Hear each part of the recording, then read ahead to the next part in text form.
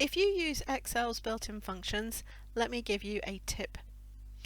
Hi, I'm Michelle, a computer coach here sharing tips and tricks for your everyday software to make life just that little bit easier.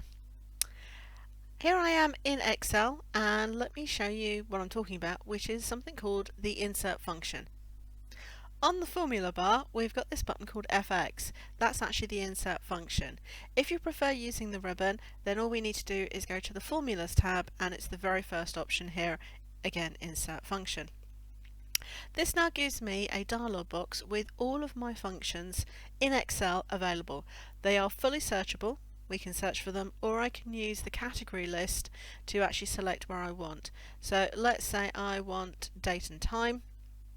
I can choose what I want, and it gives me my information. If I'm not sure where my option is, or I just can't be bothered, let's say I want some things, pretty obvious, I can simply search for it and add it in. When I say OK, it now opens up another dialog box, which gives me all the bits of information that it actually requires and explains them to me.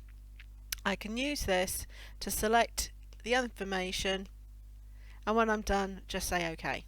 Easy as that. However, if I've got a problem with it, maybe it's not working out as I expect, I can always, with my formula selected, click on Insert Function to go back into it, and I can then see what it's giving me. So not only can I use it to add things in, but I can use it to help me work out why my functions aren't working. If you like this tip, please do give the video a thumbs up. It really does help the channel.